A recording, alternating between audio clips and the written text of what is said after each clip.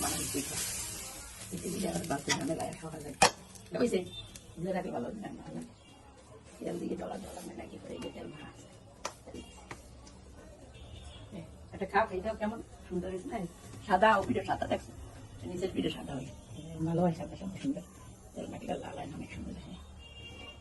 খাওয়া মজা হয়েছে পিঠে নাকি দিয়েছিল ইয়েও খাওয়া একটু অল্প একটু নাকি গুড় নামাই দিয়েছি গুড় কাঁচা থাকতে হবে না